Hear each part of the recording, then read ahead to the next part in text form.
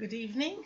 I'm looking forward to an interesting interaction, hopefully, about urban material architecture in today's live session. Um, we have, in today's video, we have developed on laterite as a construction material for urban material architecture. Laterite is a type of volcanic soil very rich in ferrous material, that is iron and other materials. It's a volcanic rock which is found very widely in the tropics. In India, it occurs in the area on the west coast where apparently at one point the Deccan Traps erupted. The Deccan Trap is a significant geological volcanic event in India which lasted 30,000 years.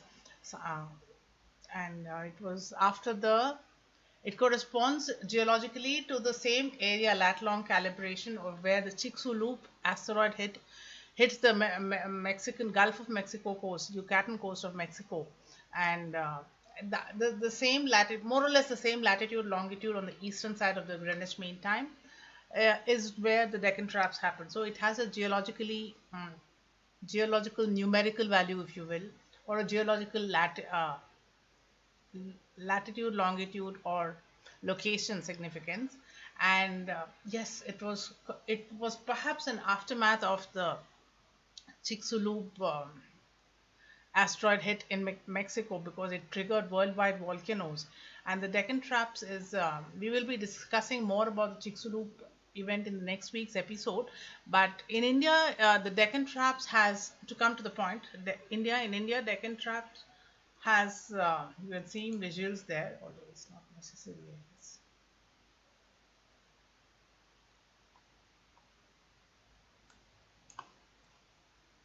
Although it's not necessary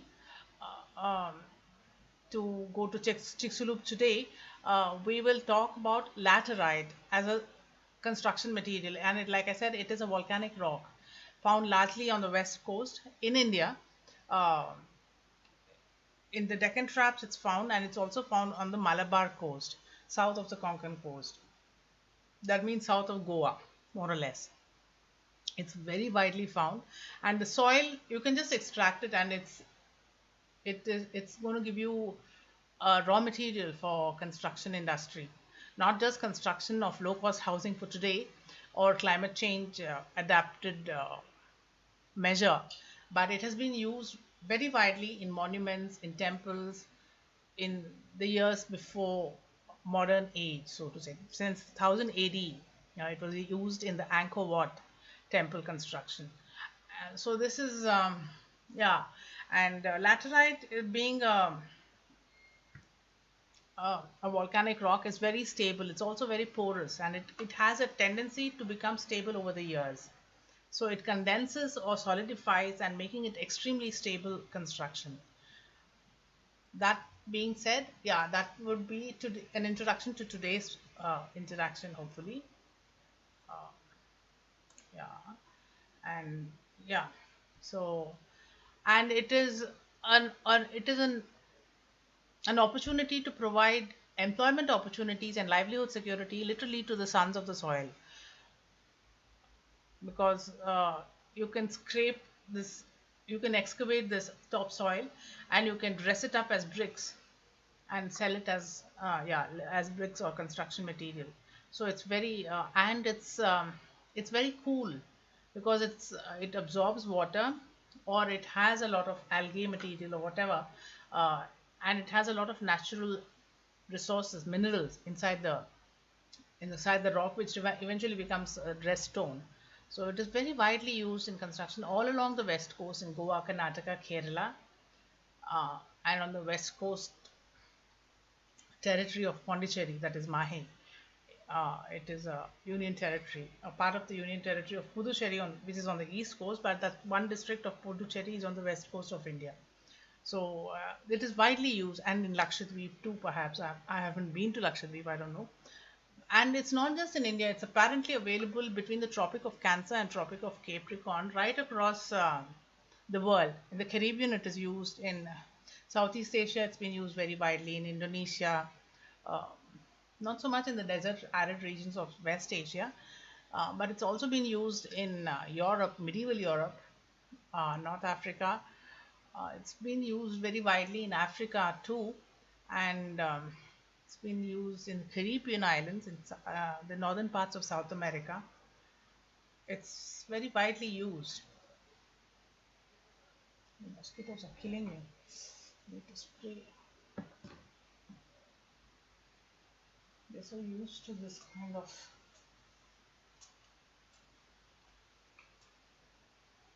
mosquito repellents these days. I mean, when we were growing up as children, we didn't have mosquito repellents at all. But today you can't do without them.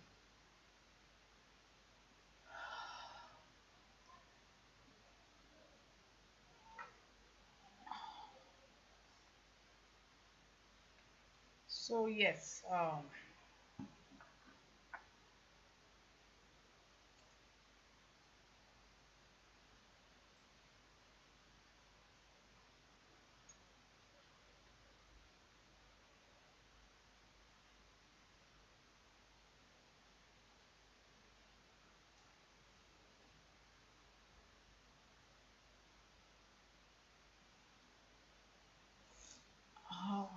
yeah,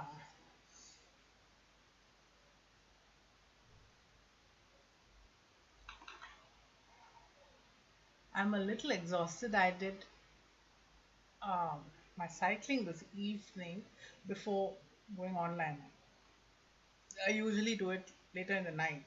Today I did it early. I'm exhausted, and for 1 hour after that, I didn't have anything to eat.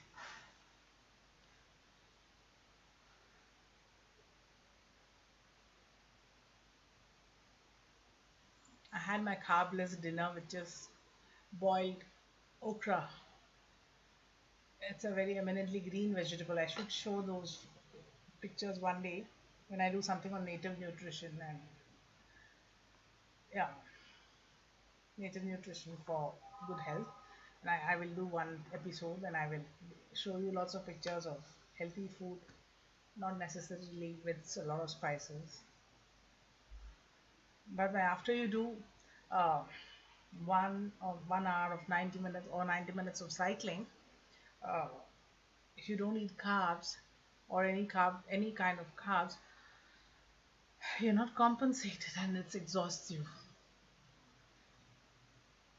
Nevertheless, this is a commitment and I really look forward to interacting with you all on this live session because it's an infinite opportunity and it's an unparalleled opportunity to grow within the non-linear parameters of your skull.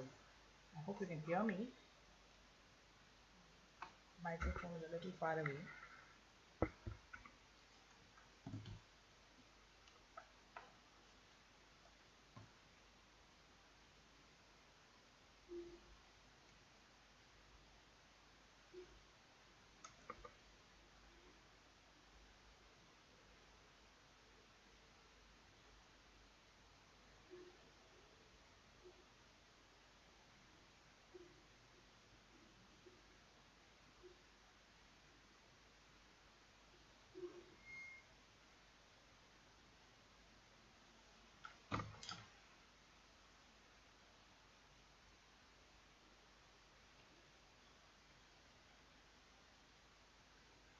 Yes, sons of the soil is a term that was coined by former Indian Prime Minister Mr. Deve Gowda. He is a farmer at heart and he has a lot of sympathy and empathy for the agricultural community. So he calls himself son of the soil and he advocates the causes and the rights of sons of the soil. So that was a term. I mean, if you were to create a livelihood or um, yeah, if you were to depend on any kind of natural resource for your livelihood security, I guess it would qualify to become to be described as sons or son of the soil or even daughter of the soil. Uh, but yeah, an agrometeorological livelihood security option, so to say, if you are dependent on nature's resources or any kind of agricultural career uh, to uh, to sustain your livelihood, uh, yes, you would definitely qualify for sons of the soil and mm, uh, to make, this is an artisanal skill to make dressed stones out of lateritic rock by excavating the laterite soil from places where they occur. I'm sorry. That's when it's a local skill and developed by the people from the area who can, they are the best maestros or masters of it, so they can do it best.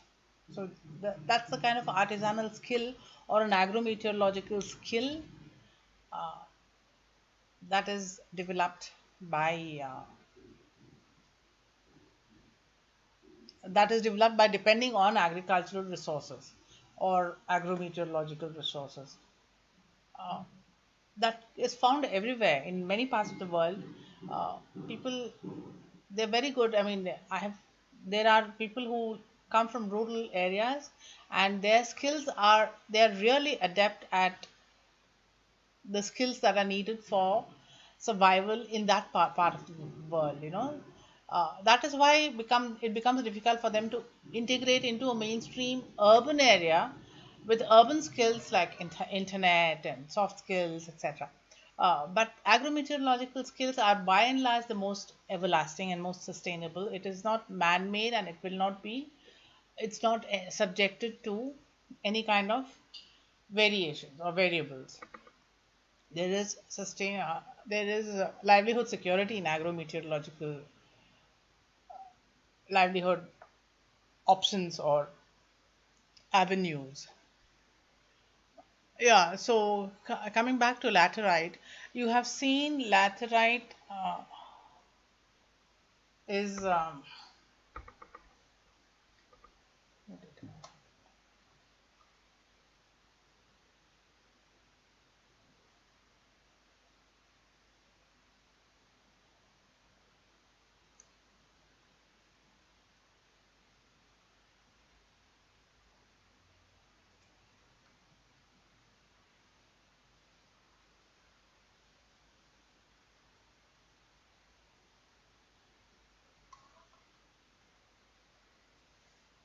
all these you're just constantly bombarded by messages from social media, whatever reason. Apart from laterite, you have other kinds of soil types, and you have other kinds of uh, resources. It could be even gneiss rock, granite, uh, dolomite. There are many kinds of rocks that are available in the Western Ghats, but see, dolomite, etc. Uh, are minerals, and they're exported, and it fetches a fantastic revenue. And it is not for sustainable, low use, artisanal kind of exploitation of the resources. Dolomite, granite, etc. have to be mined, whereas laterite can be easily excavated by local people with more or less very simple tools. So there is no question of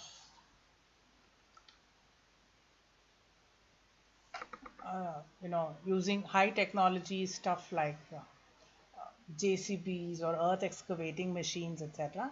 So it's not so expensive. That's perhaps why it is so cost effective in terms of construction.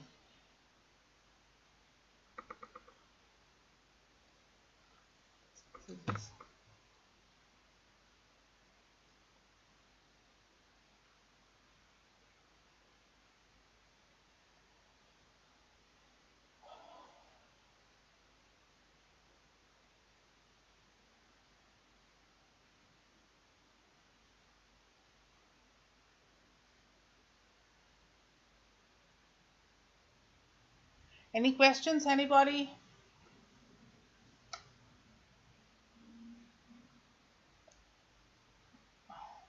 I think I'm a little early today, perhaps.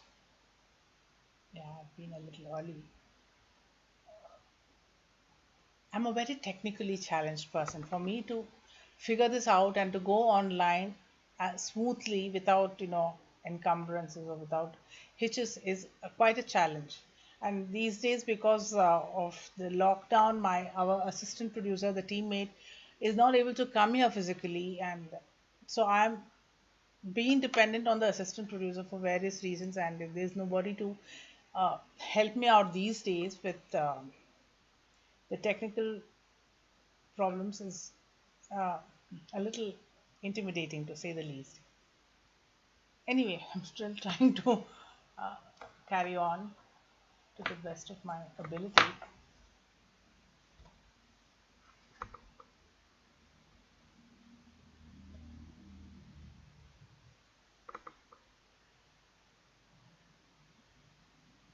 Any questions, anybody?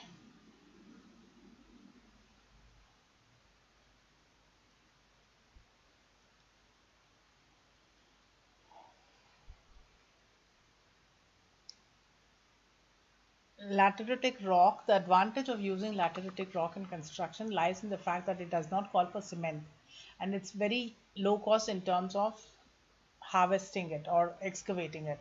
It's locally found.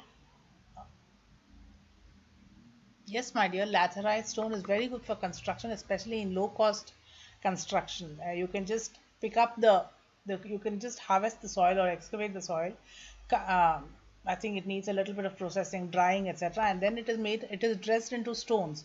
And these stones can be laid one on top of the other. The dressed stone can be laid one on top of the other without cement at all. So it can be used with just mud plaster to make it adhesive, for that to stick to glue to the other stones. So you can very easily construct a wall. Apparently, skilled artisans can construct up to 10 meters of wall per day if they are very good at it and if there is a good supply of it, obviously. So it's very cost effective in terms of resources, and it's very also uh, it doesn't need so much labor. And if a person is well versed with the technique and the resource, it is possible to do it at very low cost. There is no transportation cost because it is local. There is no high tech machinery used to excavate it. There is no cement concrete that needs to be used. It can be done with mud plaster. The manual labor that goes into it can be minimalized. So it is very, very cost effective, and it's very good for construction also because it is climate friendly. It's very cool. You don't need ACs or fans when you're inside a lateritic construction.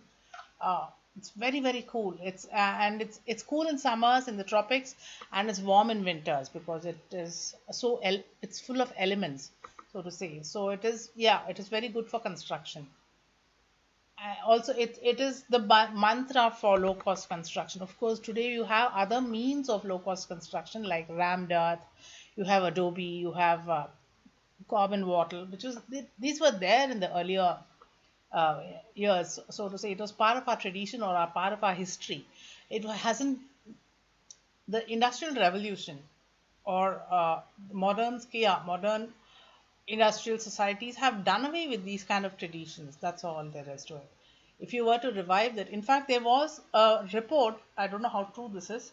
After the Bhuj earthquake in Gujarat in 2001, the concept of earthquake safe architecture came about because then they realized that the traditional mud houses or the rammed earth houses or the ones which was built with cob and wattle have survived. The organic construction, so to say, had survived the earthquake.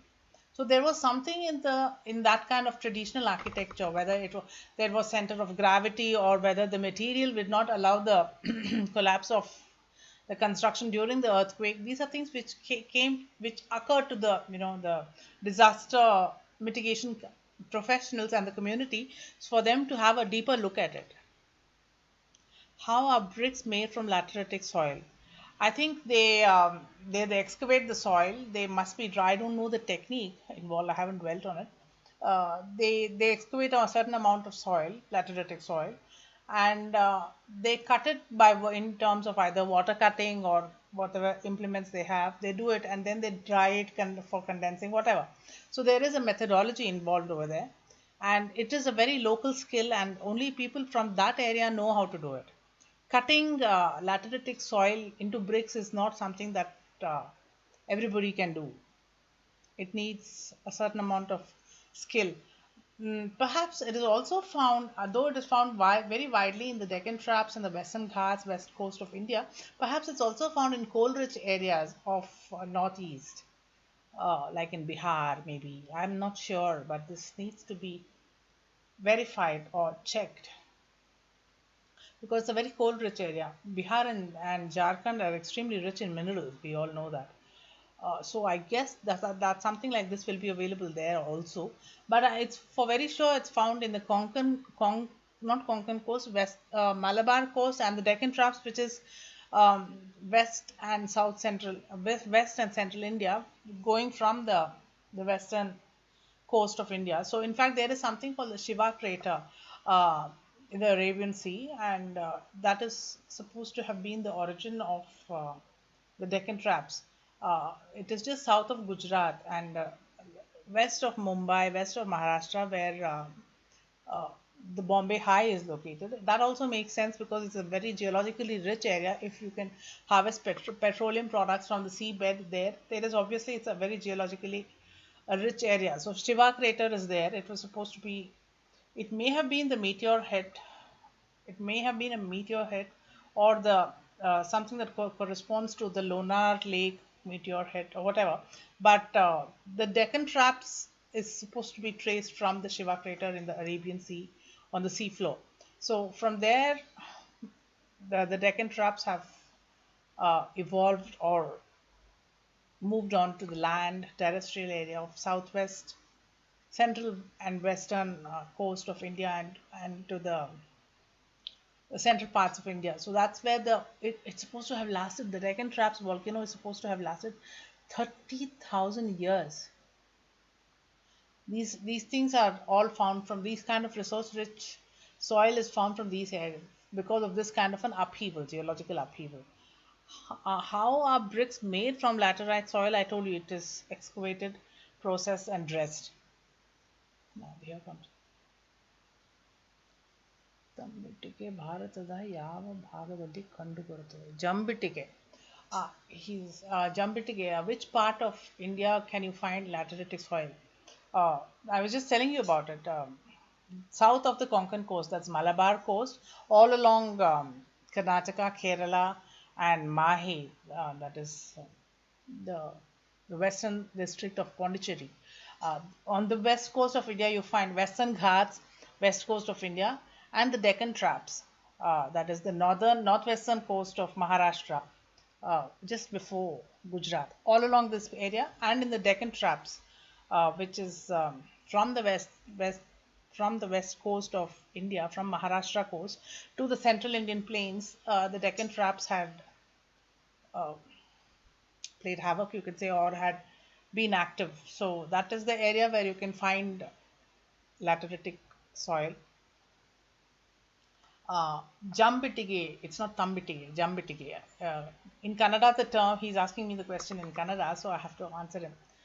ಜಂಬಿಟ್ಟಿಗೆ ಇಂಥ ಕಡೆ ಜಾಗದಲ್ಲಿ ಕಾಣಬರುತ್ತದೆ. ಪಶ್ಚಿಮ ಘಟ್ಟ, ಪಶ್ಚಿಮ ಕರಾವಳಿ ಹಾಗೂ ಮಹಾರಾಷ್ಟ್ರದ ಕರಾವಳಿಯಿಂದ ಹುಟ್ಟಾಗಿದ್ದಂಥ ಡೆಕನ್ ಟ್ರಾಪ್ಸ್ ಅನ್ನೋ ವಾಲ್ಕೆನೋ ಅನ್ನೋ ಒಂದು ಜ್ವಾಲಾಮುಖಿ 30,000 ವರ್ಷದ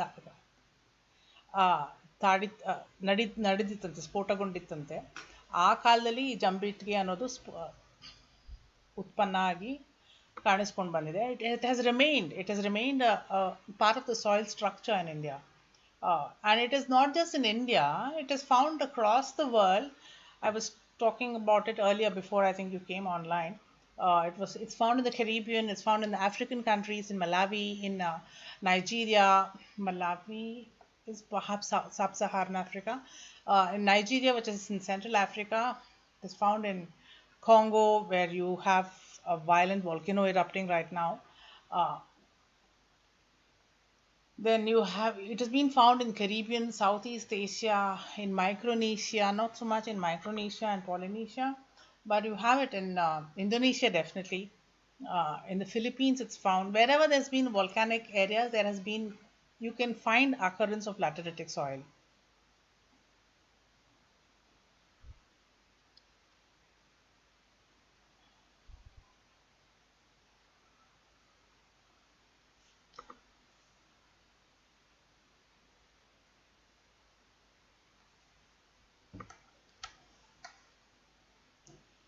Cell phone is an addiction these days. We just can't help it.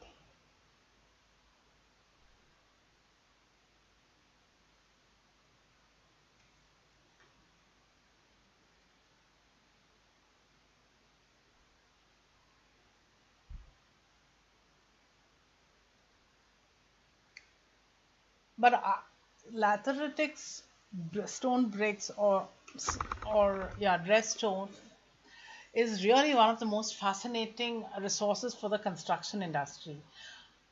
These days, with the development of low cost housing as an industry, there has been advocacy of other material, like I said, earthen material. You have clay therm bricks, porotherm bricks, then you have lateritic stones, then you have bamboo, rammed earth, adobe, then you have carbon wattle. So these are some of the techniques that are used in low cost housing, and I'm completely fascinated by it. Low cost, and it is also what's called vernacular architecture. It comes under vernacular architecture because it is almost like it's lattice. The porosity of the lateritic rock or stone, it makes it extremely porous, and it contains a lot of cooling elements like algae and moss. It retains the moisture from the algae and the moss, and the ferrous oxides are retained in the lateritic soil. They are just how are bricks made from lateritic soil. They are dressed, they are exposed to or they're not heated or burnt like the normal bricks are, but they're just dressed, and cut up and dressed, and that's all, and they're made into construction bricks or whatever struck stones, uh, dressed for the needs of the construction industry, so to say. So that's how it is, and these are the materials which makes it very attractive in terms of vernacular architecture. And vernacular or anything traditional, in my view, never goes out of fashion. So you do have lateritic stone used very widely. It's used in Edinburgh. I've seen it in Northern Ireland. It's been used. You'll be surprised to find it in Northern Ireland, which is not a tropical zone. It's far above the Tropic of Cancer. And how in heaven's name was it? But it's supposed to be low grade laterite. It's supposed to be low grade volcanic rock in comparison to say the high value or high grade volcanic lateritic rock that you find in the tropics. It's found in they have used it in castle building in Scotland, Northern Ireland, uh, maybe in Wales also, I'm not sure, but in and not so much in England, but definitely in Scotland and Northern Ireland it's been used. Some parts of it you have other kinds of nice rock used in England, not so much lateritic rock in the castle building I'm talking of. You can't generalize, but there have been, you can see wide use of gneiss rock and granite used in England, but not so much lateritic rock. And you'll find lateritic rock being used in Germany, in the heart of continental Europe, in Northern Ireland, and in Scotland. Scotland again, north of that, the natural boundary which separates Scotland from England, the Heather's Line or Heather's Rock or something like that it's called. And north of in Scotland you find a lot of this kind of volcanic rock, lateritic rock. Uh, it's again naturally occurring there, but it's low grade. It's not high grade as you find in the tropics. In the Caribbean, we find a lot of laterite used. Caribbean, Venezuela, northern coast of South America, in sub-Saharan Africa, definitely, and like I said, in Europe, it's been found in construction in continental Europe, and in the tropics, of course, in India, you have it found. You find it very widely. Then I don't know in Southeast Asia again, beyond Thailand. In Thailand also you have used it. They have used it for monument in all the monuments in Ayutthaya, in the Cambodian temples. They have been used. Vietnam, it's been used very widely. In Indonesia, of course, it's found very, very widely because it's an extremely volcanic country. So these are found there, volcanic. These are essentially volcanic soil, so to say.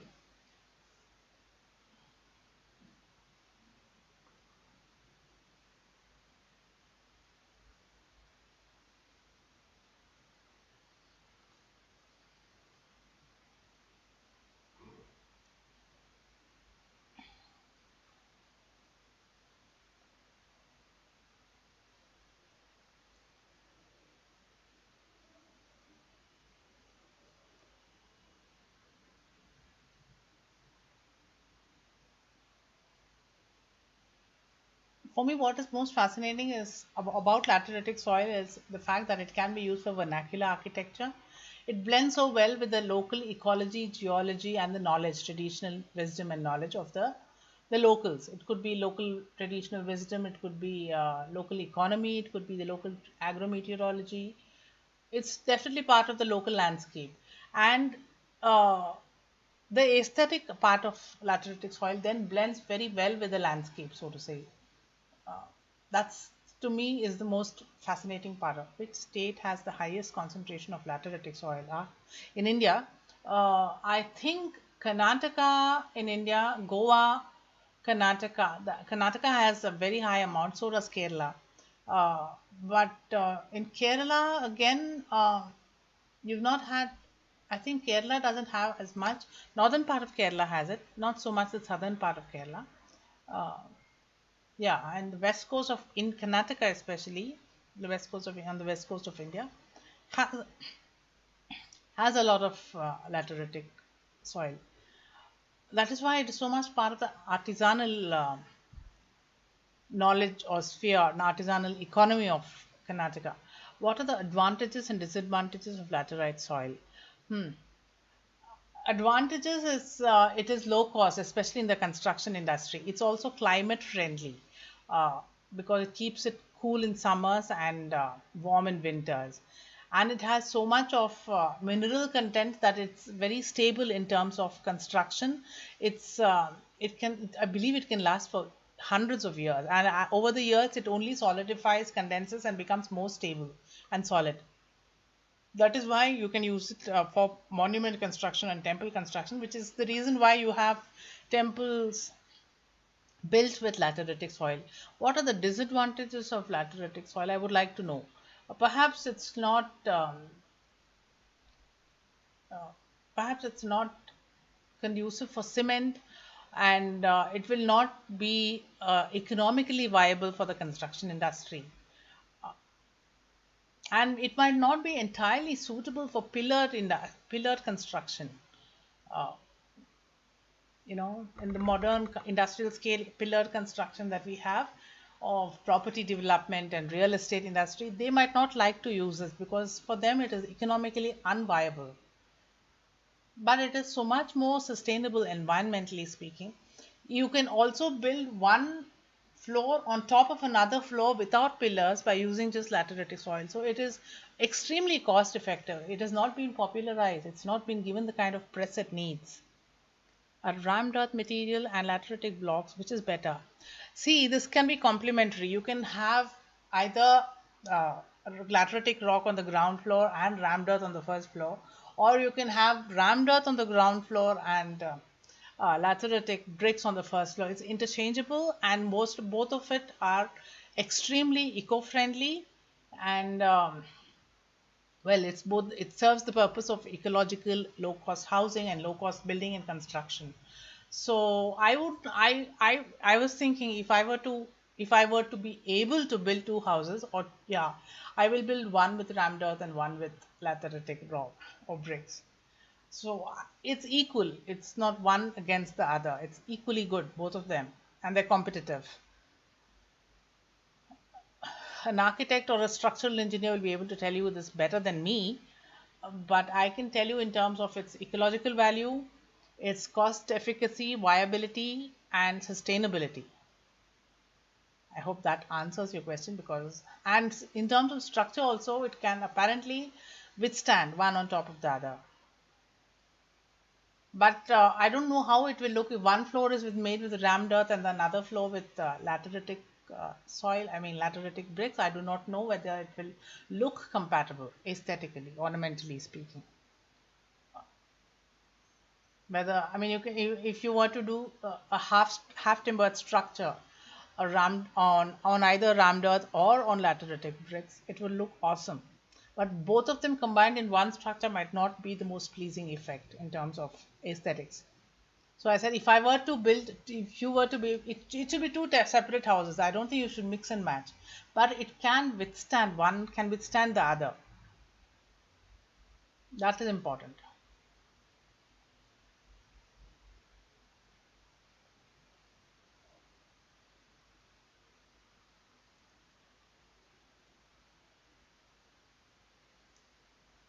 I would love to, God willing, if I'm able to construct, but you can't construct it, use it for, dam construction or reservoir construction. I mean, neither rammed earth nor lateritic rocks can be used for construction of reservoirs and dams. Seems it will not, I think it absorbs the water, so it might one day just collapse. It might not be safe. Uh, for dam construction, only cement concrete is used. Now coming back to, I mean, yeah, the aesthetics. If I were to be able to build one house with just rammed earth and the other with lateritic construction, it would be a sustainable, viable economically. Not that I would want to. I don't need more than one roof for my to live comfortably. But anyway, I was just talking of hypothetically speaking. Okay, I answered that question.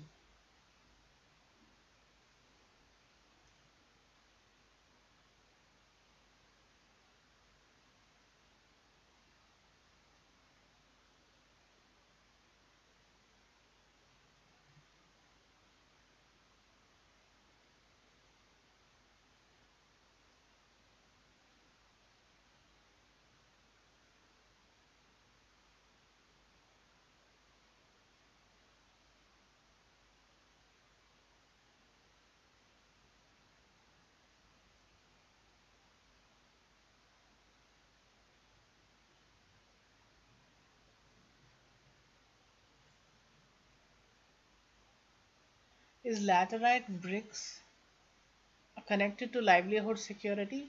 Yes, it is an artisanal skill. Excavating lateritic soil and dressing it up or cutting it up into bricks meant for the construction industry is wholly skill based, and only the locals who are from the area will know it. It's an artisanal skill, and that therefore it does give livelihood security to people. It is not something that a software engineer from Bangalore can go and learn. It is an agrometeorological legacy. It's an agrometeorological skill developed by people from the area.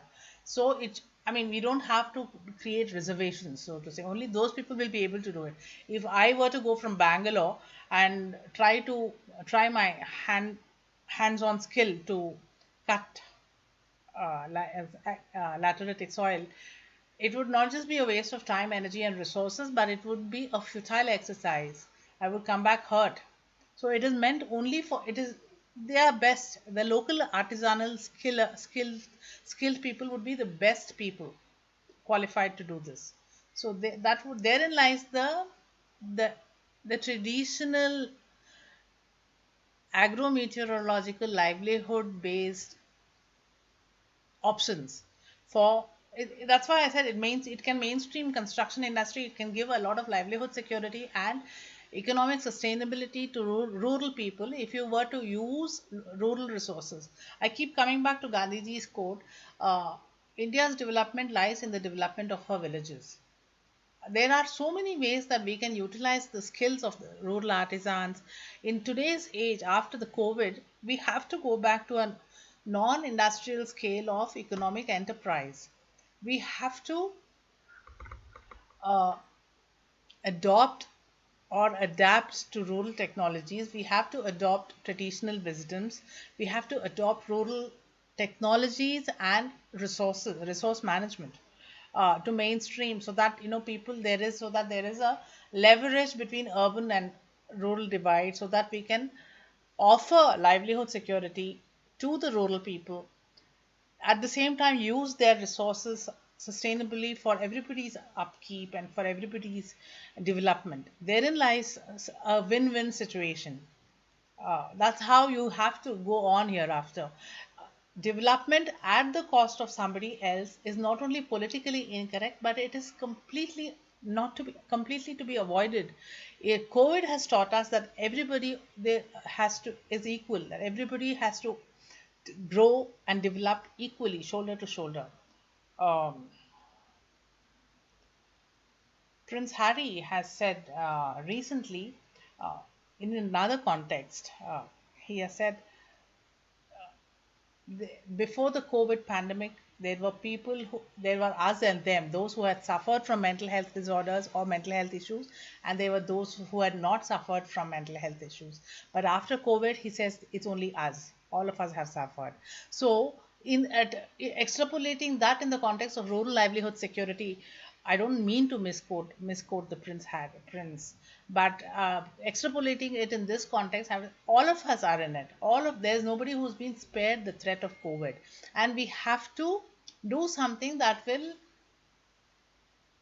yeah, make us all develop together. Uh, Mainstreaming village development or rural development. Nobody should develop at the cost of another. That is the trick, so all of us should have the horizontal economic growth is the in thing for sustainable development goals to be, realized. You cannot have one cannot this kind of economic fiscal competition at the cost of somebody else is a ridiculous proposition. It shouldn't be there in an ideal world. So yes, a livelihood security for a rural artisan who makes lateritic bricks is connected with my livelihood security if I were to build my house with lateritic soil or bricks, so that my the cost of construction will also come down. So therein lies the a win-win situation. I wouldn't mind transporting it from all the way from the Western Ghats if I were to build one lateritic house construction. That should be the attitude, not just of me. It shouldn't be an I centric conversation, but that should how it should be extrapolated for the whole world. Everybody should practice that kind of ideals.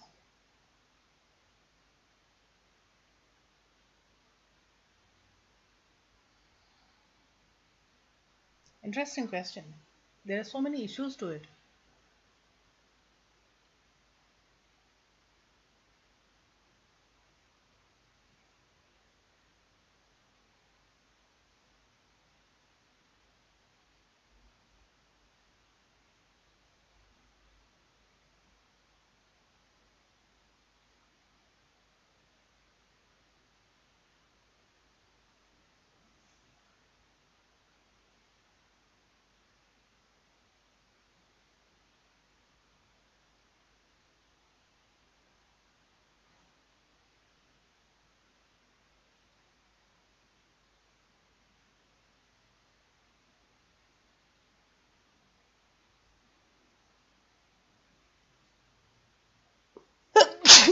Excuse me.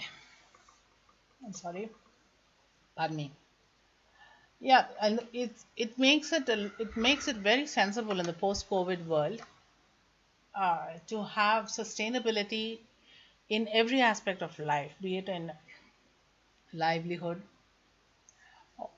or resource management or essentially a sustainable lifestyle.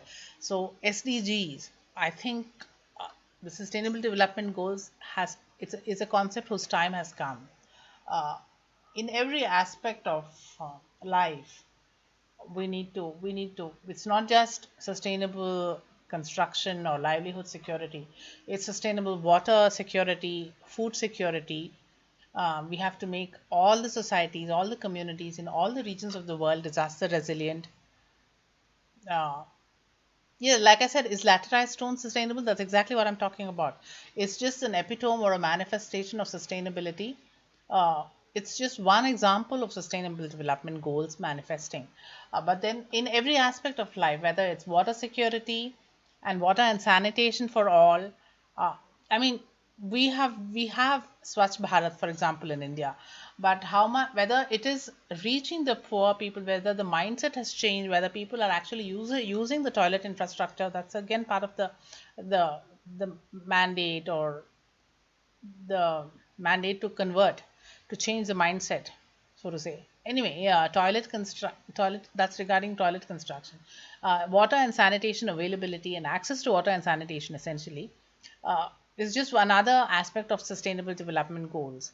So if you were to build community toilets, say in a village, laterite would be a very effective resource. Uh, as a construction material. So you can think of various out of the hat solutions and for applications.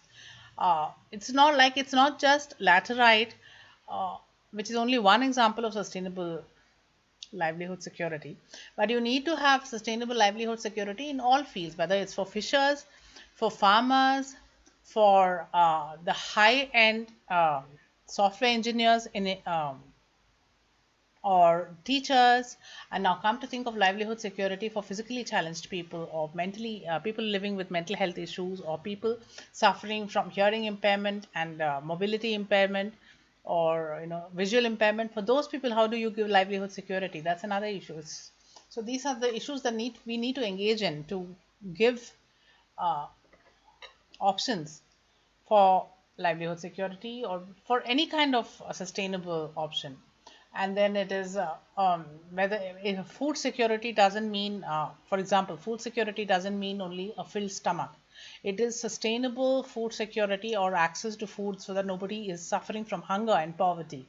So there is a very large picture there. So it could be any, you can't take one example, you need to extrapolate it and scale it up.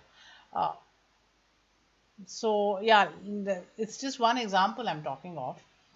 There are so many means of achieving sustainability, and there is so many manifestations of lack of sustainability. For example, I was just thinking, if we were to make an attempt at an individual level to have gray water, to use gray recycled water to flush tanks in the toilets, we'll need, if there are for 3 to 4% household, you'd possibly 10 to 20 liters goes down the drain every time a person uses the toilet, and each person will go to the toilet 5 times at least. So that's 5 into 20 liters, that's 100 liters per person. And then if it's 4 persons, it's 400 liters per day. uh, uh, so that, and you need to plan for that kind of gray water usage for flush tanks. That means you can save 400 liters per day and 12,000 liters per month perhaps. uh, right, or yeah, you can use that much of fresh water can be used. 400 into 30, yeah, 1200 liters. My math is so bad, I'm sorry.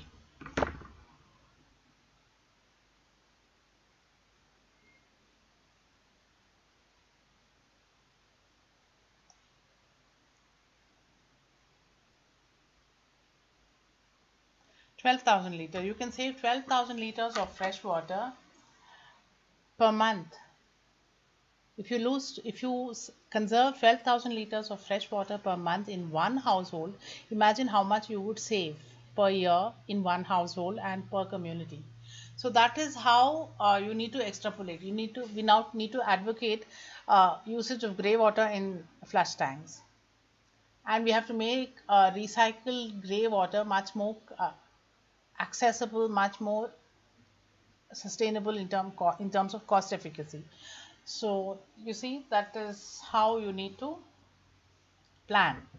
So there is a very central role to planning. You can't afford to skip planning, or yeah, I mean, planning as a political tool, especially in the day and age of sustainable development and climate change mitigation, is a must.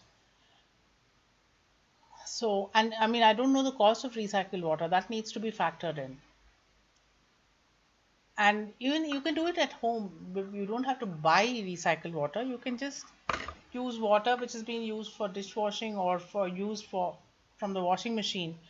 Soapy water from the washing machine can be used for some secondary use. So that's how we make a start. By doing so, you make a difference to conserving water. So that kind of thing. And now that's as far as water is concerned. Then you have water and sanitation in rural livelihood, in rural areas. That is to a large extent achieved today, but it's the water and sanitation infrastructure are not being used as, I mean, toilets are not being used as toilets. It's being used as granaries, because there is a lack of a mindset to use outdoor toilets, or toilets as such. They don't want to use. I mean, that change in my mindset has not happened with the construction of toilets and sanitation infrastructure. That has been the roadblock for India for ages. Uh, so you see, then there are means of food security, and for somebody in an urban area, when he or she comes home from long hours of dreadful work in an industrial production, then you come home and there's nothing to eat, you order a pizza. Now pizza is not exactly, or if you feel hungry, you need it needs to be satiated, and that's not have food security. Food security is sustainable poverty eradication and hunger eradication.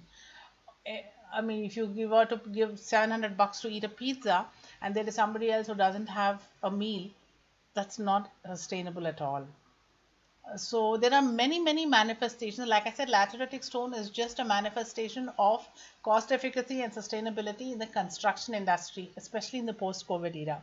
But there are such uh, images of lack of sustainability in every walk of our life.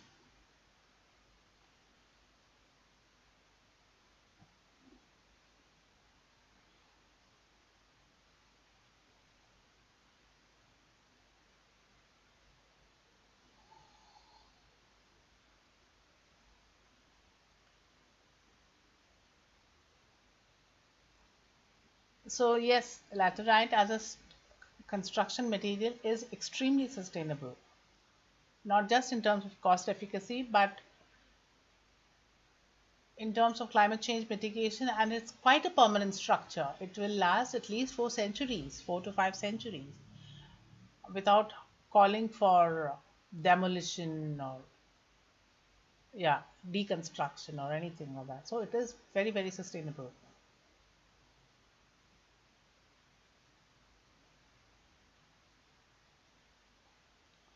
I would have loved to use it. I mean, it's been used in vernacular architecture and in mainstream architecture too in the past, till the industrial scale of construction industry overtook.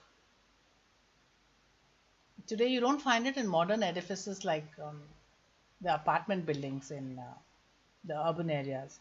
They are the very manifestation of ugliness, if I may say so. I'm sorry if I hinge on the conservative side, and I prefer the vernacular traditional stuff, but it is definitely more aesthetic.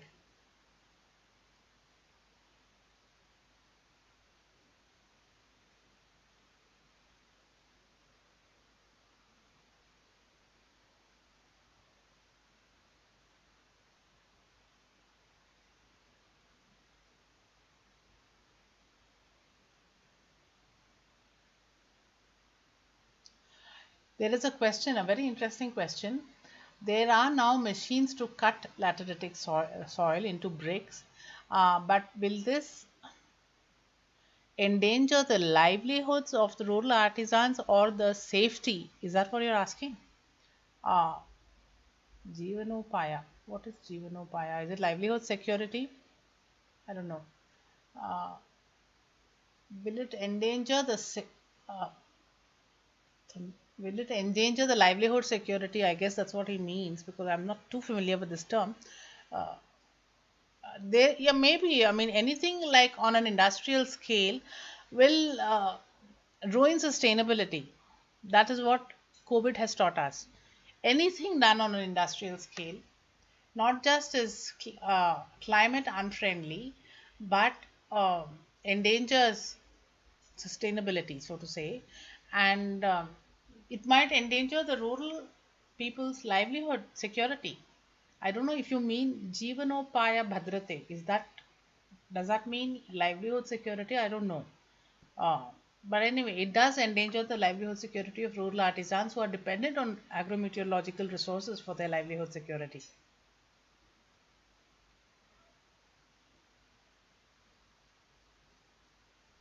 I try my best. We have to be inclusive even in terms of language, multilingualism, but there are limitations. I'm trying my best.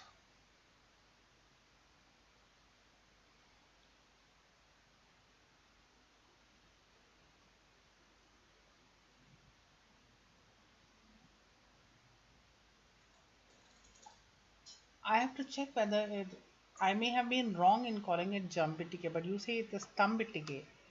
It may, is that the word for lateritic soil in Canada? I guess so.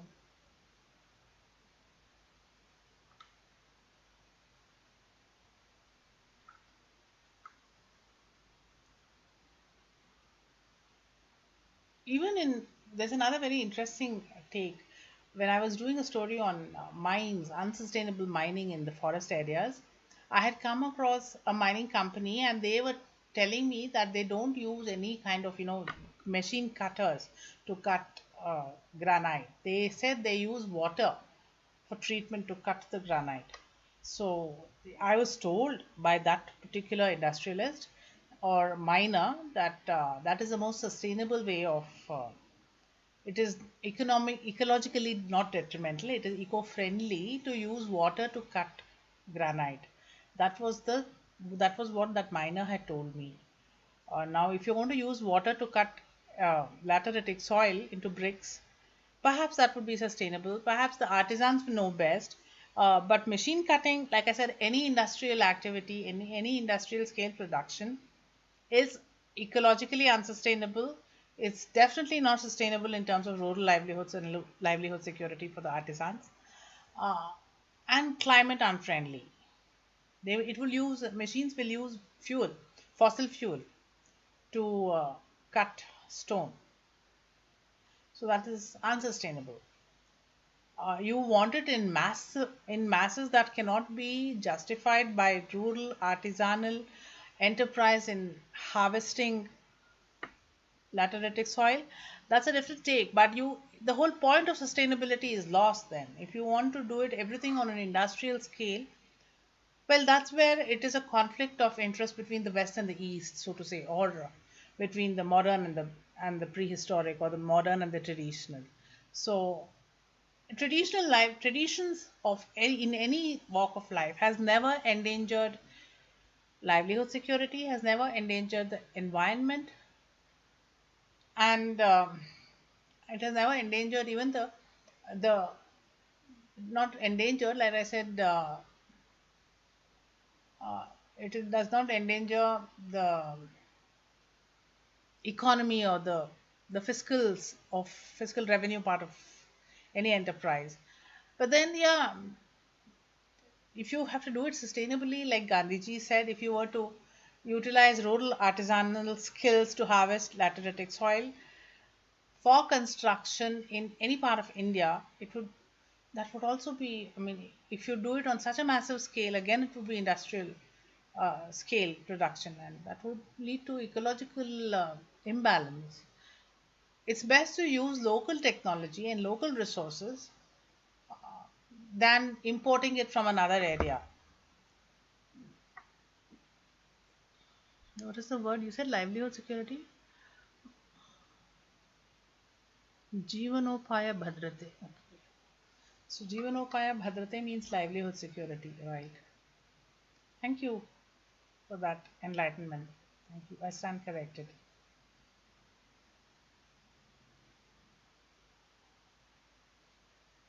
Interesting. Wow, we've been online for 1 hour. I hadn't seen the clock.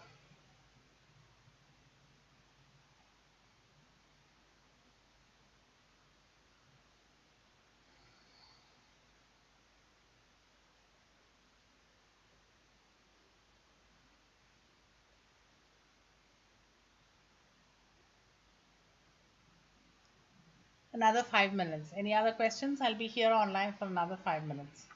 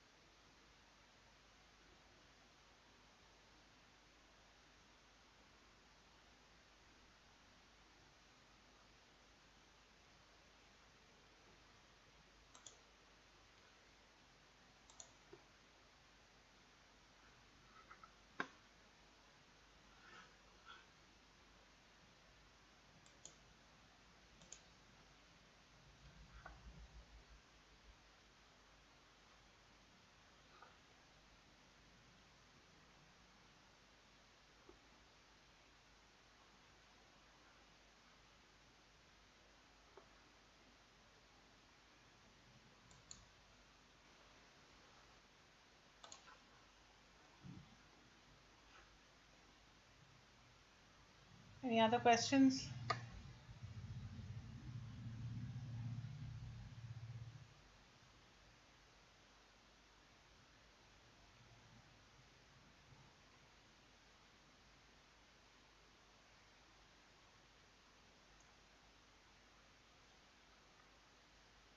It's been used, laterite has been used very widely in temple and monument construction across South and Southeast Asia for in the historical times. You find it very often in Thailand, India, uh, then in um, Cambodia, Laos, Vietnam, uh, then in the Philippines, in parts of Micronesia, Indonesia, what's today Timor Leste. Then you'll find it in Sri Lanka very widely, Bangladesh, Nepal, Bhutan, Myanmar, Laos. These are areas where it's found very widely. It occurs very widely.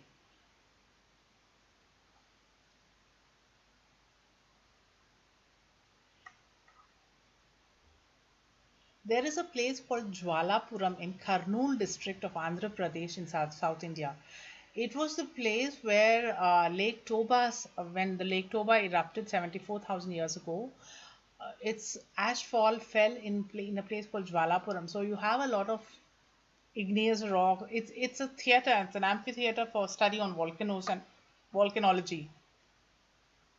It is a that kind of science communication or is just missing in India. The kind of awareness that and uh, and there are these caves apparently in Jwalapuram where I'm talking of Jwalapuram because there's a lot of many kinds of volcanic rock in there. That's why that's the connection.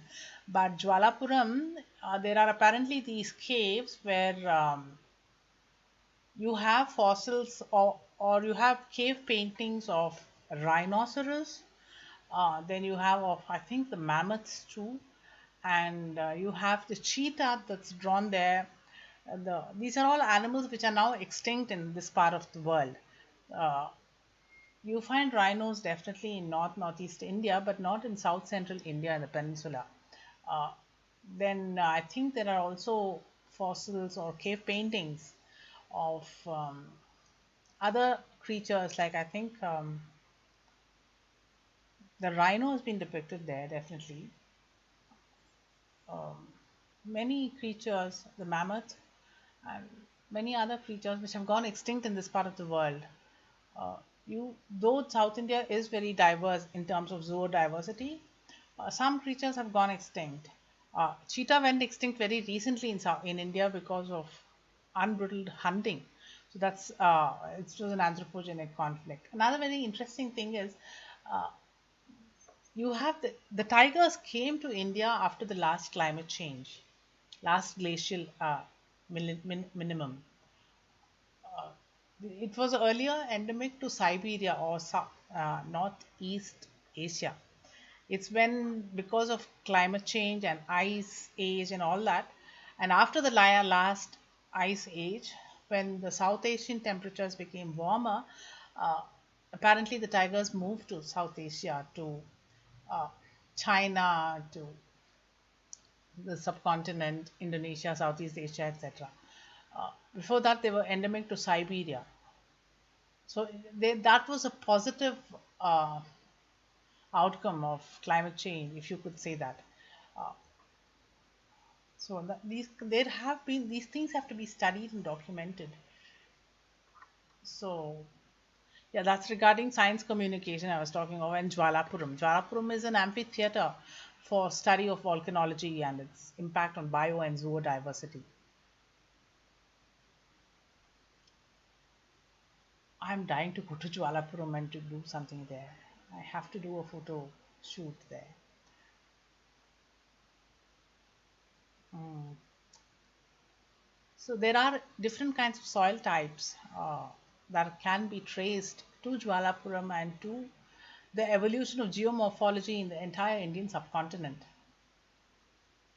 If we study Jwalapuram, yeah, there's one more question. Is laterite bricks construction safe with earthquake area? Wow, that's a very interesting question. Yes, presumably so. Going by logic alone, these are found as in volcanic area, which is very prone to seismicity. So if they, since they're born in the earthquake prone or seismic areas, I guess it would be automatically earthquake safe. And one more thing, if you use dressed lateritic stone or bricks in construction like you suggested, it stabilizes and it becomes solidifies and condenses very strongly over a period of time. So yes, going by that yardstick alone, it would be earthquake safe uh, if it were to be used in construction. Because if you were to use lateritic soil, it becomes an adhesive uh, to the local topsoil or to the foundation or whatever, uh, because its nature is such, it becomes part of the environment, so to say. So it is very earthquake safe, yes. And you don't have to use pillars. It's when you use pillars and that kind of construction technology or methodology, the possibility of swaying in an earthquake is there. But this will not happen in a lateritic stone construction. Uh, I don't know, the engineers might know it better, but whether pillars are safer or in comparison to lateritic rock, it's an interesting question. I should ask one of these IIT guys. I have a cousin, he's an IIT civil engineer from Mumbai, and I think I should pose this question to him and let's see what he says. I'll try and get back to you on this.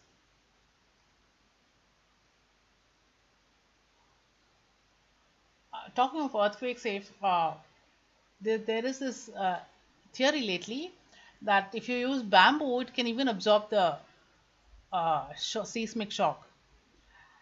I wouldn't know yes or no because this is a subject for intense research and we can't be flippant and I can't make any tall claims either way.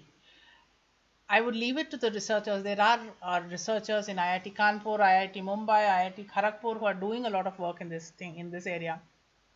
IIT Guwahati as well.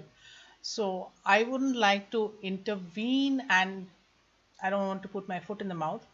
It's not my core competence. I'm only advocating laterite as a construction material. I I think going by logic and thumbnail wisdom, I think it is earthquake safe because it is found in volcanic areas, or it is a byproduct of volcanism. So I guess it's earthquake safe, logically speaking. But I would still leave it to the experts, the technocrats, the scientists, the earthquake scientists, the seismologists. But bamboo is used in earthquake prone Japan for prefab structures and construction and reconstruction. So I guess it is seismic safe. In Japan, I don't see it laterite being used. I see more of bamboo, but maybe they do use well laterite as well because there's also a very volcanic area.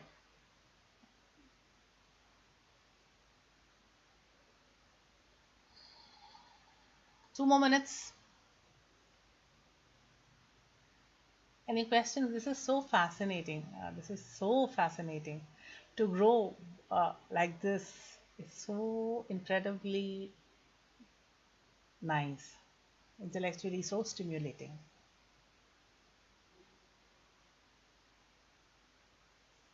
I must thank you for asking these questions.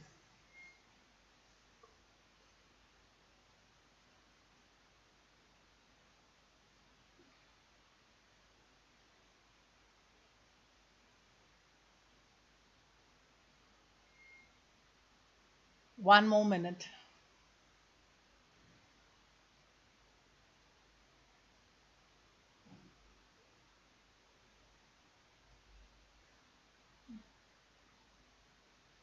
But it is, I mean, to think of laterite as an earthquake safe means of technology in construction industry is so fascinating. If that were to replace pillar construction, it you will reverse industrial scale production in at least the construction industry. To that extent, we can make it climate friendly and adapt to climate change.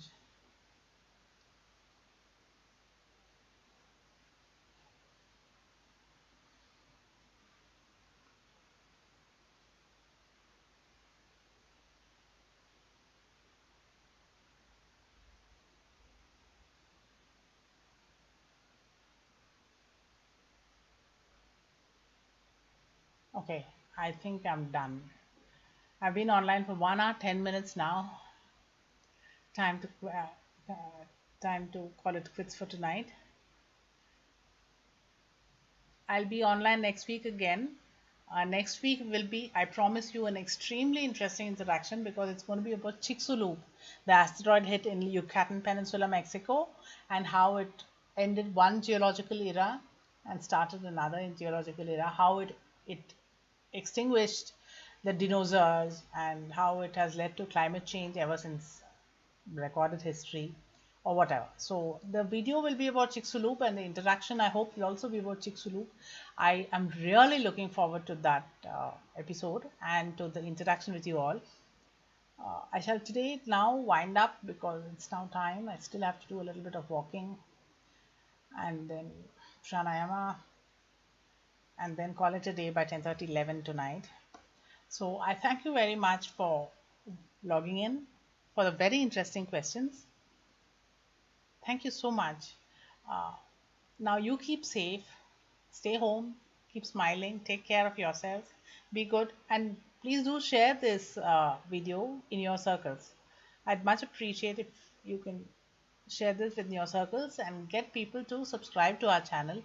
The idea is hopefully by next year we will be launching a whole channel on disaster mitigation on the web, on our portal, with all your blessings and best wishes. I now will take leave from you. Thank you so much again. Try and share this video in your circles, and please get more people to subscribe. Give it a like and subscribe. Thank you so much. Take care. Bye bye.